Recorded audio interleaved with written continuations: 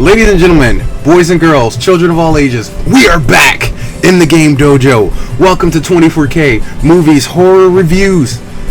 Well, because we normally do reviews, but we're in the month of October, so it's the horror month, so we're doing all horror.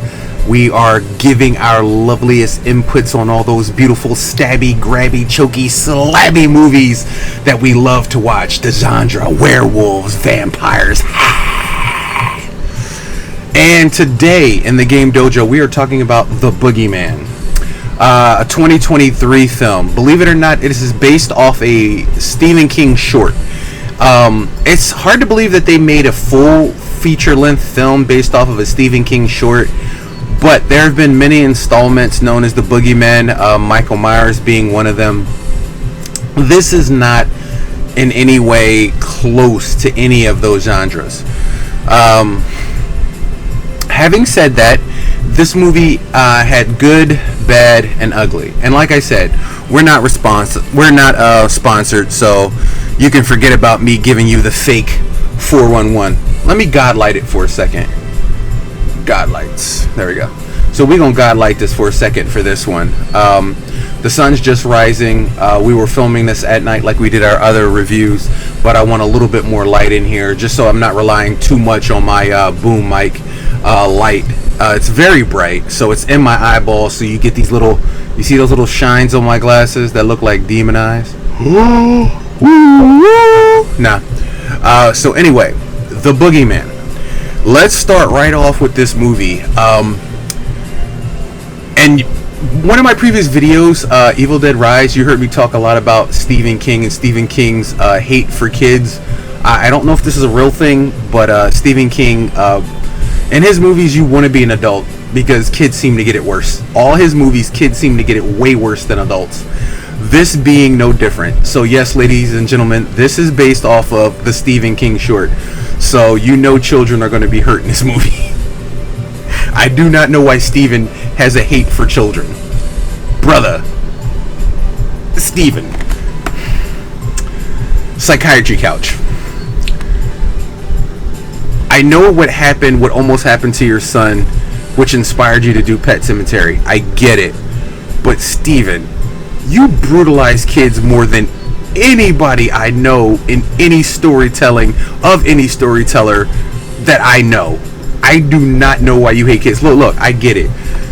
They're messy. And to quote the doctor from Jurassic Park, they're messy, they smell, they're annoying. Yes. But Stephen, leave the kids alone. Have adults attacked every once in a while. Leave the kids alone. Please. From me. In 2023, this Boogeyman movie starts off at an 11 on a scale of 1 to 5. It starts off at an 11. And spoiler alert, if you don't want to know, turn away. I'll give you 4, 3, 2, 1, 0. You have been warned. Spoiler alert. This movie starts off with a baby in a crib being brutally murdered by a monster in the closet. Steven! Not even 5 minutes in. Not even your title on the screen yet. And you're murdering an infant, a helpless infant, in a crib. Brother, disturbing much? Yeah. Steven, why couldn't it be a 14-year-old boy? We all saw, what is that movie? The Tooth Fairy movie. Darkness Falls. At least have an 11, 12, 13, 14-year-olds. Dude, an infant. How many times in my life have I ever watched a horror movie where an infant was torn apart, brother? How many times? You have to go there, Steven. It has to be you. You have to one-up yourself, Steven. What is your hatred for children? This is not Derry. There is not a clown. What is your hatred for children? So anyway, the movie starts with a child being killed in their bassinet. An infant. Not even a child. An infant. A helpless infant. And that's disturbing.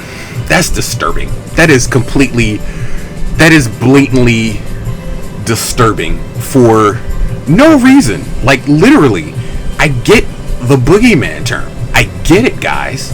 But the kid's not even old enough to know what a boogeyman is or know what nightmare creatures are. Like, brother, come on. It's the first 5 minutes of the movie. So anyway, fade to credits. The Boogeyman is here. This movie, okay, so good, bad, and ugly. Even on Steven, I have a good, bad, and ugly. So, the good, we almost never see the creature. And I know what you're thinking. But if you never see the creature, how can it be scary? Well, this is something old horror genre people used to do all the time. It was a thought process that less is more. You don't always have to see what's in the dark killing you to be afraid of it. And that is a very genius idea. Not just to save money on creature effects and special effects, but it also develops what they call mood. I know, it's a creepy statement, right? Mood. Developing a mood, a feel. Yes.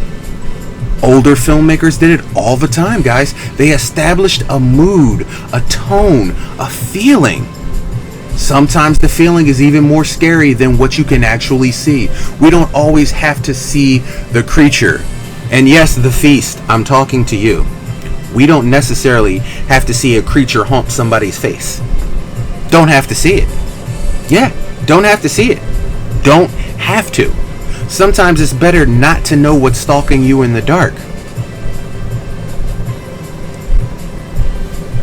I digress. So, this movie barely shows the creature, which is really good, but it also shows the power of the creature, which is excellent. Now, you would think with those two great things, this would be a triple A rating up there with the highest level of the dojo scores.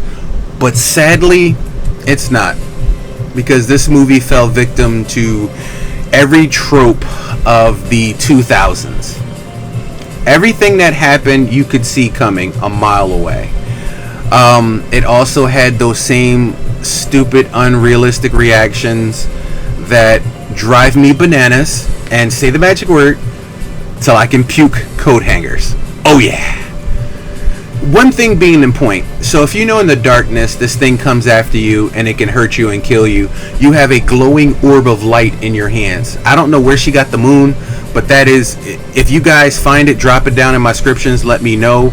I would love to look it up or on Amazon to find where it was, because that's a cool little thing to have the moon glowing like that in your hands. Awesome. But there's a scene where this little girl knows something in the darkness is coming after her, and it's come after her for night after night after night. She has this moon, and she knows the moon keeps it away because it's a light. So what would you do with the only thing that keeps you safe?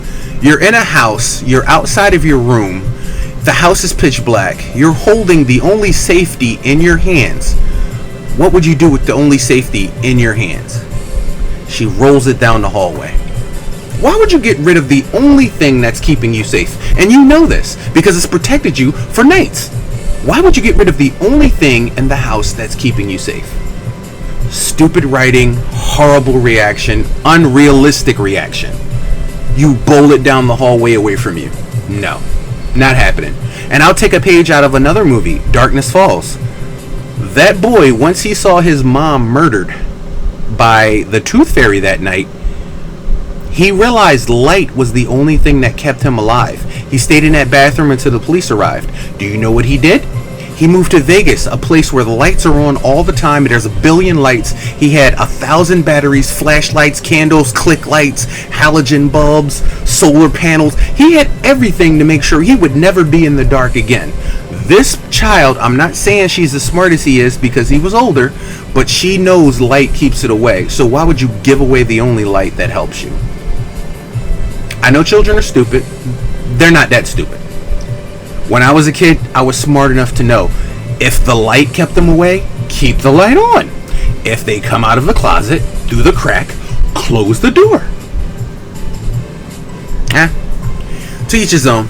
Anyway, so this little child is tortured by this thing night after night after night. So she tells her sister, who of course doesn't believe her, because why would sisters believe their little sisters when they're little yuppie sticky monsters, and why would you care? So it just turns out that the sister ends up finding out that this creature is real and it is tormenting her little sister, and she wants to learn how to stop it. Now I will say there was one really cool scene, but once again, like I said, it's unrealistic. So there's a scene. Now you know this creature comes after you in the dark. First of all, I don't know if they have a problem with their light bills. No lights on in the house after dark. Once the sun goes down, there's 0 lights on. No lamps, no candles, nothing. You know this thing comes after you in the dark. Every light, every candle, there should be a trash can set on fire with flames coming out of it to literally light you through the night. But no, she's not. So she's playing video games on the TV in the darkest room I've ever seen in my entire life. I play video games in my room at night. My TV lights up the entire friggin' room. But for some reason, she's playing the darkest game on the darkest night on the darkest TV with the darkest contrast because, yes, he comes along. She hides on the couch. She doesn't run outside. Now, the front door, 5 feet away. Let me tell you something, guys. This thing comes after you at night. I haven't seen it kill anybody outside. My ass would have been sleeping outside in the car. I would have been sleeping outside on the sidewalk. I would have been sleeping under a street light. And if you can see from the picture right there, next door neighbor, they have a porch light on. I would have gone and laid on their porch. But of course, she lays on the couch. So my man picks her up and slams her into the TV. I know. Little girl slammed into the TV. It was hard to watch. I may have snickered and laughed a few times. I'm sorry. I'm sorry, guys. May have snickered and laughed a few times. Sorry. I don't know why, if you know this thing comes after you in the dark, why you never leave the lights on. But I know. Movie has to movie, yo. I know. Movie got a movie, yo. So while the girl's in the hospital, the sister finds out to solve the crime, to figure out what's going on and what happened. So she goes back to this house where she finds this disturbed lady in the house with 1,000 candles, because even the lady knows that this thing comes in the dark, so she has thousands of candles lit. See what I'm saying? Like, you can't have people who make sense and then people who don't make sense in the same movie with nonsense. It just is. Chemical equation. So anyway, the lady decides, hey, guess what? You came here. You're a very good bait for me to catch this thing. So I'm going to hit you over the head, tie you up, and I'm going to invite him in since I know he's after you, and I'm going to kill this thing with a gun. Say what? You going to kill a supernatural creature not of this world from nightmares with a bullet? A bullet. Don't you think anybody since the beginning of time that's been facing this creature has tried a gun? He's still here. You really think a bullet can kill something supernatural? Don't you watch the TV show Supernatural? Anyway, so she invites the creature in and she tries to shoot it. And she shoots it and she's like, ha, it's dead. I got it. It's over now. I'm sorry I tied you up. It was the only way to catch the creature. And as she walks over to him, of course he jumps up, rips her in half, slams her against the wall, and she deserves it. And I enjoyed it because F around and find out. Stupid. You want to play stupid games, you win stupid prizes. And she was playing a stupid game and she won a stupid prize.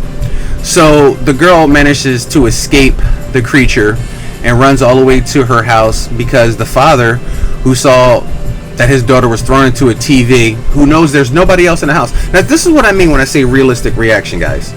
A father who found his child laying in front of a TV that she was clearly thrown into. You can see the impact. No child has the ability to throw themselves into the TV like this.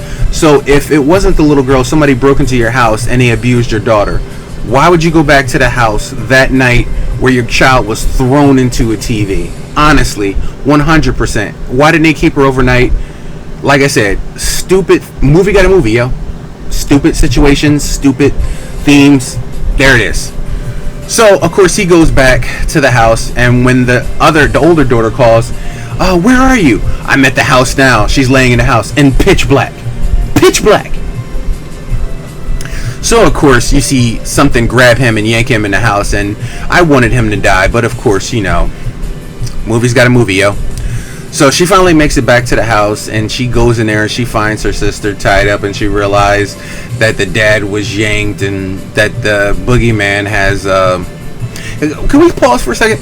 Why is he called the boogeyman? Does he have like snot coming out? Does he dig up his nose and wipe it on you? Like, why boogeyman? Like, an episode of Charmed from the TV series, they called him the Woogie Man. Woogie. Like Woogie. See? Woogie. Like something about Mary, Dom Woganowski, the Woogie. It sounds scarier than the boogeyman. Like, we all know what boogies are. I know boogity boogity boo back in the day, boogeyman, but if he ain't digging up his nose and wiping it on you, or sneezing, or snot rocketing on your face, like, why? Drop the boogeyman. You could have came up with 1,000 different things. The Dark Man. Well, that's already a movie. I thought it was about a black superhero, but apparently it was about a white guy that got burnt real bad. Dark Man. And they had 3 sequels. Turns out Dr. Giggles was in that movie. Another scary movie that was actually really good. But we're going off the beaten topic here. So anyway, Boogeyman, blowing snot rockets on people and wiping his nose down your face. That's scary. I can't get on the topic of the Boogeyman. Like, you could have came. There's 1,000 different words you could have went with, like creature from beyond the darkness, the shadow monster, the shadow man, what lies beneath the darkness inside. There's so many things you could have gone. Shadow man, like, there's so many things you could have done. But Boogeyman, so here we are, snot rocket, he wipes boogies on you, you die, whatever. So they figure out a way to harm him, not kill him, harm him. And they get out of the house, and the dad, who was supposed to be dead, he didn't die, and I'm angry about that, because it's funny how this creature picks and chooses who he's going to kill. At the beginning of the movie, he slaughters a little baby in the crib, yet when he comes across this a-hole father who clearly deserves to die, he just maims him a little bit and just leaves him in the basement. Why didn't the boogeyman, why didn't he wipe boogies on him? Why didn't he snot rocket, why didn't he do what he does to him? Why? He threw the little girl into the TV. She's a little girl. I'm quite sure he didn't do the wrestling move because he wanted her to get back up. He thought he broke her in half. Like, when you see the scene, the way she's thrown into the TV, I'm quite sure the boogeyman thought she was dead. And then why again would a creature think you're dead? Why don't he just claw you up and rip you apart? Never mind. Whatever. Or even eat you. What, like you said, like the baby in the beginning. Like what did, in the words of the Joker from Batman, what did your balls fall off? Why was he just terrorizing them instead of ripping them apart? Never mind. Okay, so the movie ends basically with the family going outside, and now they're talking to a therapist, and they're explaining how their life is good, but they still get like these moments of where a door opens or something happens, so they're still triggered, because you can't kill this creature, and I'm quite sure he's pissed off that you hurt him. I mean, you gonna wake up one day, he gonna blow a snot rocket on you or white boogies. I still can't get past the name Boogeyman. Okay, get past it. Past it, Ring. Pass it. Pass it. Let it go. Let it go. Let it go. Let it go. Alright.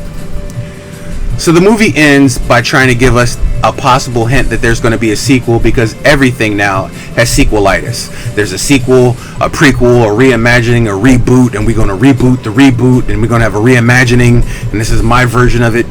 We just live in a time of movie vomit, expository remakes. So I'm pretty sure down the line there will be another Boogeyman, because there have been Boogeymen before this. So apparently there's a bunch of snotty men out there running around wiping snot on you in the dark, which, believe it or not, that would make an even crazier, horrific movie. Like, you just wake up covered in snot. That would be disturbing.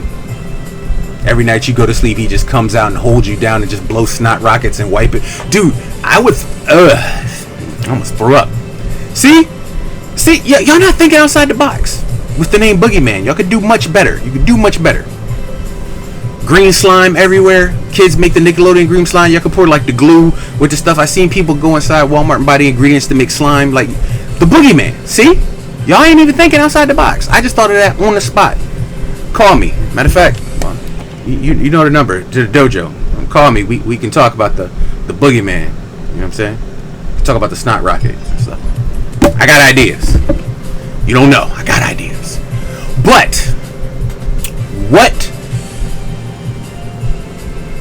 what rating do we give this? I mean, it's Stephen King, so it deserves 2 points. Just because it's a Stephen King story, and Stephen King stories, they always start out great. They have great things in there. They have weird twists sometimes, but it's Stephen King, the master of horror. We don't know how much liberty was taken. I have to go back and read the original story. I have to believe that his original story didn't equate to all of this. Maybe killing the kid in the crib in the beginning, because Stephen King, for some reason, has to kill kids. But here in the game dojo, what do we say? We say it like they say down south. To the old stale horseshit.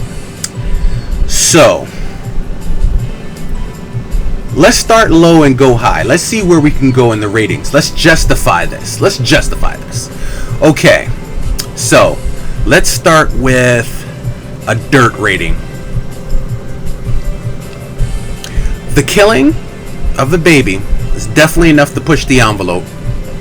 Throwing a little girl into the TV, the globe, the different scenes, I definitely have to give you credit for that. So that's pushed up to copper, past copper. So we're up to copper. The candles, the woman being taken hostage, the slow burn, the story.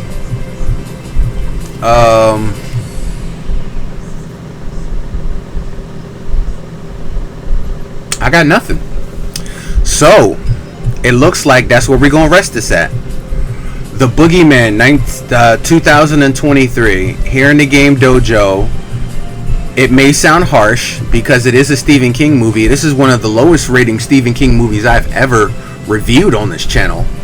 I have to believe they broke away from his main storyline a lot. Stephen King didn't like the original Shining because of how much they shied away from his story. Sometimes Stephen can go over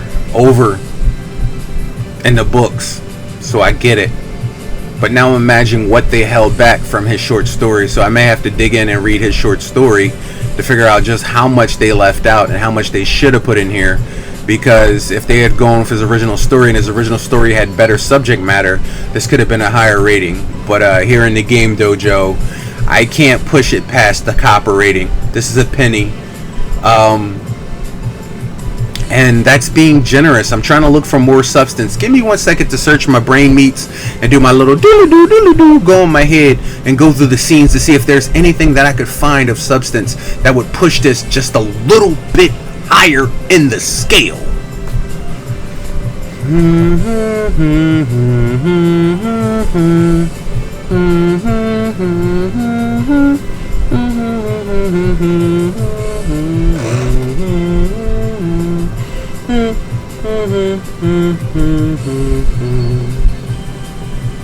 No, I can't think of another thing that I saw in this movie that will push this rating even higher than I have it right now.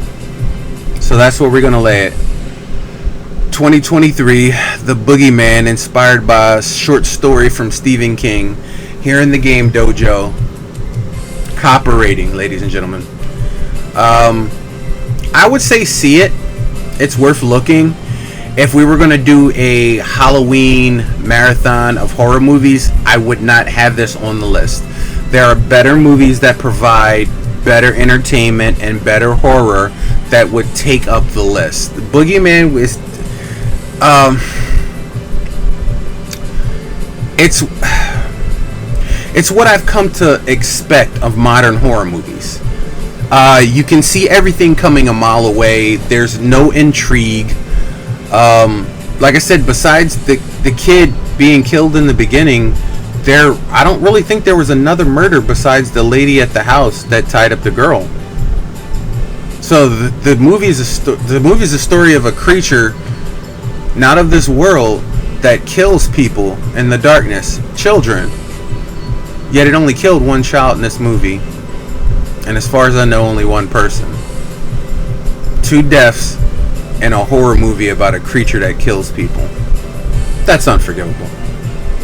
Copper it is. Copper. Watch it if you got time. I did, but I don't see a heavy rewatchability in it. If somebody's like, ooh, I heard about that, I want to see it, then go ahead. But you can watch other things. Grimcutty. Grimcutty is along the same lines of this, but it's done better. It's done a hell of a lot better than this. And you see what I'm saying? Grimcutty. No Boogeyman. Grimcutty. You're like, what the hell is Grimcutty? What is a Grimcutty? Makes you want to see it. Get it? Boogeyman. Finger up the nose. Snot rockets. No. When you think Boogeyman, the only time we've ever heard it in recent times is Michael Myers. He's the Boogeyman.